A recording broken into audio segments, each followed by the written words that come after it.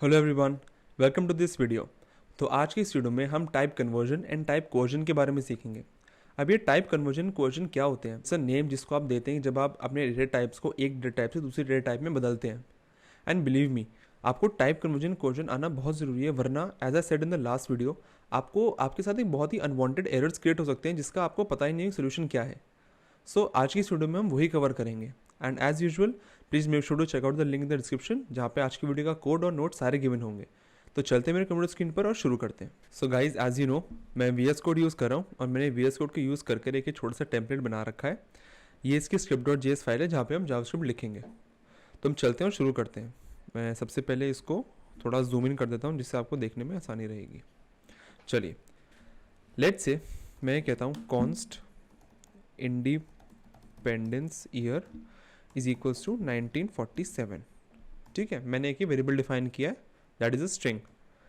And मैं आपको एक वो बताता हूँ प्रॉपर्टी। एक प्रॉपर्टी होती है जिसको कहते हैं टाइप ऑफ। ये टाइप ऑफ से क्या पता चलता है कि किसी भी वेरिएबल या किसी भी वेरिएबल का आपको टाइप पता चलता है कि वो नंबर है या स्ट्रिंग है या क्या है।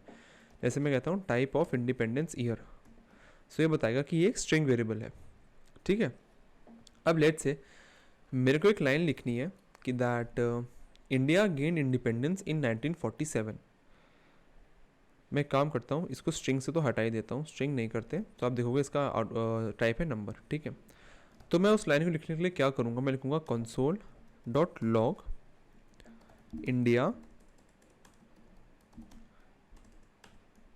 Gained independence in 1947। अब 1947 क्या है? 1947 एक स्ट्रिंग है, अब सॉरी नंबर है, और यहाँ पे ये स्ट्रिंग है। तो अब पर हमको जो लाइन प्रिंट आउट करनी है वो एक स्ट्रिंग होनी चाहिए। सो हम इस केस में क्या करेंगे, यहाँ पे एक प्लस ऑपरेटर लगाएंगे और यहाँ लिखेंगे स्ट्रिंग, एंड इसके अंदर मैं उस वेरिएबल का नाम लिखूँगा। सो एसेंशियली आपने इस लाइन में क्या कहा है कि इंडिया गेन इंडिपेंडेंस इन 1947 को आपने पहले स्ट्रिंग में बदला है और फिर आपने उसको इस लाइन में कॉन्कैटिनेट किया है। सो मैं इसको रन करता हूँ, सो आप देखोगे ये पूरी लाइन आ गई दैट इंडिया गेन इंडिपेंडेंस इन 1947। ठीक है, so this is type conversion, जहाँ पे आप एक्सप्लिसिटली डेटा टाइप बदल रहे हैं। जैसे मैंने यहाँ पे जानबूझ के लिखा स्ट्रिंग और उसको बदला है पहले इंडिपेंडेंस ईयर में लिख के, जिससे हमारा वो नंबर स्ट्रिंग में बदल जाए और फिर यहाँ पे कॉन्कैटिनेट होकर हमारा ये आउटपुट आ जाए। अब लेट से मैं आपसे कहूँ कि मेरे को एक लाइन लिखनी है कि that Indian constitution came into effect in 1949। अब 1949 का तो हमारे पास कोई वेरिएबल है नहीं, बट मैं चाहता हूँ कि आप इंडिपेंडेंस ईयर में 2 ऐड करें एंड फिर आप उसका आउटपुट दिखाएं। तो इस केस में क्या करोगे आप? लेट से मैं एक चीज़ ट्राई करता हूँ, सेम चीज़ करते हैं। मैं लिखता हूँ console.log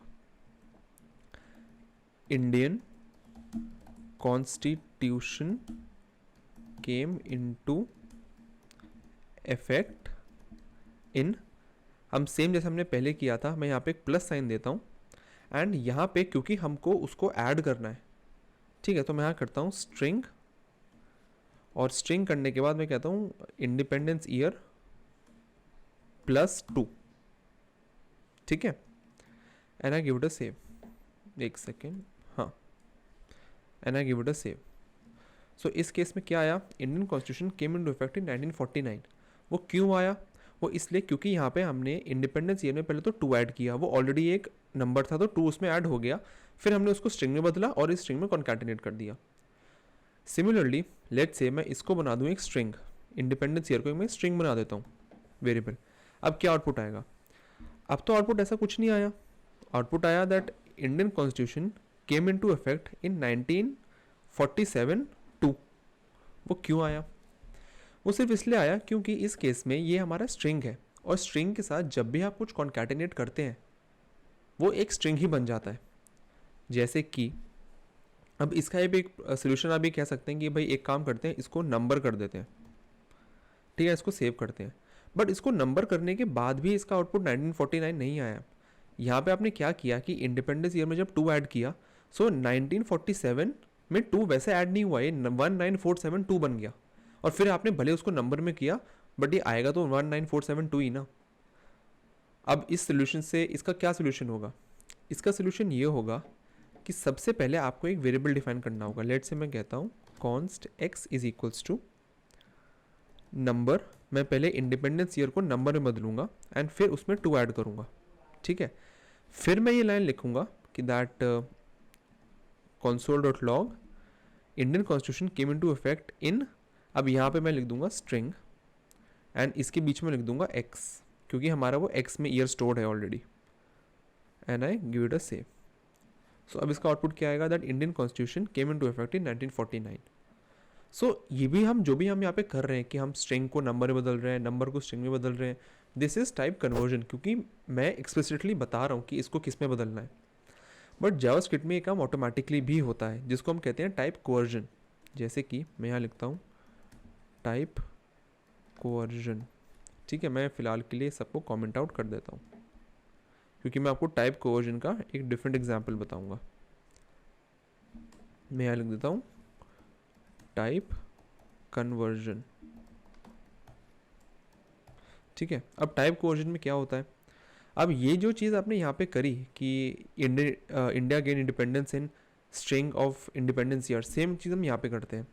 मैं यहाँ लिखता हूँ console.log, let's say I type in here that India gained independence in plus 1947। अब यहाँ पे क्या हो रहा है, यहाँ पे इंडिया गेंड इंडिपेंडेंस इन, ये लाइन तो एक स्ट्रिंग है, बट ये एक स्ट्रिंग नहीं है, एक नंबर है। अब मैं इसको सेव करता हूँ। अब मैंने इसको सेव किया, ये तो वही आउटपुट आ गया जो कि हम ये मतलब जब हम इसको एक्सप्लिसिटली अगर यहाँ पे स्ट्रिंग लिखता, मैं यहाँ पे अगर एक्सप्लिसिटली यहाँ पे स्ट्रिंग लिखता तो भी यही आउटपुट आता, और यहाँ पे मैंने नहीं लिखा है तो भी ये आउटपुट आ रहा है। वो क्यों, क्योंकि ये काम जावास्क्रिप्ट ऑटोमेटिकली कर रहा है। ऑटोमेटिकली जावास्क्रिप्ट ने ये पता लगा लिया कि इस प्लस ऑपरेटर के यहाँ पे एक स्ट्रिंग है, तो जो इसकी दूसरी साइड है वो उसको भी मेरे को एक स्ट्रिंग की तरह ही ट्रीट करना है, तो इसने ऑटोमेटिकली उसको स्ट्रिंग में कन्वर्ट कर दिया। This is known as type conversion, की जहाँ पे ये काम जावास्क्रिप्ट ऑटोमेटिकली कर रहा है। जैसे कि मैं आपको एक और लाइन लिख के बताता हूँ। मैं कहता हूँ console.log, मैं कहता हूँ 23 as a string into 3 and I give it a save. So इसका आउटपुट आया 69, जो कि वैसे देखा जाए तो नहीं आना चाहिए, क्योंकि ये तो स्ट्रिंग है, स्ट्रिंग में मल्टीप्लाई का क्या मतलब है। बट जावास्क्रिप्ट ऑटोमेटिकली ये चीज़ समझ गया कि यहाँ पे मल्टीप्लाई का ऑपरेटर है, तो हमको इस आजू बाजू दोनों चीज़ों को एज अ नंबर ही ट्रीट करना है, क्योंकि मल्टीप्लाई तो नंबर ही हो सकते हैं ना। सो ये काम जावास्क्रिप्ट ऑटोमेटिकली कर रहा है। दिस लाइन जो मैंने लिखी है, this line is same as saying कि अगर मैं यहाँ पे लिख दूँ नंबर, एंड सिमिलरली मैं यहाँ पे भी अगर नंबर लिख दूँ, सो इसका आउटपुट भी 69 ही आएगा। So these two lines are the same, but यहाँ पे हमने एक्सप्लिसिटली बोला है, यहाँ पे जावास्क्रिप्ट ने ऑटोमेटिकली कर दिया। बट इसका एक छोटा सा कैच है। जैसे मैं लिखता हूँ console.log, let's say I type in string में 3 प्लस 2 इंटू 4, इसका आउटपुट क्या आना चाहिए आपके हिसाब से। अब अगर आप मैथमेटिकल लॉजिक के हिसाब से चलेंगे तो इसका आउटपुट आना चाहिए, पहले हो गया 4 इंटू 2 8 एंड 8 प्लस 3 11, बट क्या इसका आउटपुट 11 आ रहा है, नहीं, इसका आउटपुट आया 38। वो क्यों, क्योंकि सबसे पहले तो ये ऑपरेट हुआ according to the precedence table. जैसे मैंने आपको लास्ट वीडियो में बताया था कि प्रेसिडेंस टेबल के साथ में सबसे पहले मल्टीप्लाई का साइन एग्जीक्यूट होगा। सो 4 इंटू 2 8, यहाँ पे जावास्क्रिप्ट ने इसको नंबर लिया है, इसको भी नंबर लिया है। सो अब हमारा जो इस पहली प्रोसेस के बाद जो हमारा लाइन बना होगा वो बना होगा 3 प्लस 8, हमारा ये बना होगा, जिसमें ये 8 तो एक नंबर था और ये 3 एक स्ट्रिंग था। बट मैंने आपको ये भी बताया कि जहाँ पे भी प्लस ऑपरेटर होता है उसके अगर लेफ्ट या राइट कहीं पे भी स्ट्रिंग हुआ तो वो उसको स्ट्रिंग ही ट्रीट करेगा, जिसकी वजह से इसका आउटपुट आया 38। मैं आपको ये कन्फर्म भी कर सकता हूँ, अगर मैं आपको console.log, आई मीन यहाँ करने की ज़रूरत नहीं है, मैं एक काम करता हूँ, इसका एक वेरिएबल में स्टोर कर लेता हूँ इसको पहले, ठीक है ना। लेट्स या दे const xx इक्वल्स टू ये and I console.log type of xx। सो अब देखोगे इसका टाइप आया स्ट्रिंग, वो इसलिए क्योंकि जब इस पॉइंट पे आके जब ये स्ट्रिंग था तो इस प्लस ने इस पूरे को स्ट्रिंग में ही बदल दिया, जिसकी वजह से इसका आउटपुट आ रहा है 38 ना कि 11। सो ये काम जब आप यूज़ करें प्लस और मल्टीप्लाई ऑपरेटर स्ट्रिंग्स के साथ, सो आपको you have to be careful कि आपको रिक्वायर्ड आउटपुट आपका क्या है। अगर आपका रिक्वायर्ड आउटपुट स्ट्रिंग है so you have to be careful with the plus sign. जैसे मैंने आपको वीडियो के स्टार्टिंग में बताया था कि अनएक्सपेक्टेड एरर्स आ सकते हैं अगर आपको ये नहीं आता है। वो कैसे आ सकते हैं, हम एक छोटा सा सिनेरियो यहाँ पे बनाते हैं. लेट्स से मैं कहता हूँ that const choice is equals to prompt, कि हम यूज़र से एक वैल्यू लेते हैं. ठीक है, मैं कहता हूँ यूज़र से हम वैल्यू लेते हैं कि दैट एंटर वैल्यू. ठीक है, एंड यहाँ पे मैं कंडीशन रखता हूँ that if choice equals to 1 then console.log 1. ठीक है, अब मैं इसको रन करता हूँ और आप ध्यान से देखिएगा कि गलती कहाँ हो रही है. मैंने इसको रन किया, इसने पूछा एंटर वैल्यू, मैं इसकी वैल्यू देता हूँ 1. तो अब जब मैं इसको ओके करूँगा तो आपको क्या लगता है क्या होना चाहिए, यहाँ पे हमने वैल्यू दी है 1 एंड जब चॉइस में 1 है तो ये कंडीशन ट्रू होनी चाहिए एंड यहाँ पे console.log होना चाहिए 1. हमने ओके किया, क्या आउटपुट आया 1? वो नहीं आया. वो क्यों? वो सिर्फ इसलिए क्योंकि चॉइस में जो वैल्यू स्टोर हो रही है वो एक इंटीजर नहीं है, वो एक स्ट्रिंग है, क्योंकि प्रॉम्प्ट हमेशा एक स्ट्रिंग रिटर्न करता है. एंड इस चीज़ को ठीक करने के लिए आप क्या करोगे, again you have to do type conversion.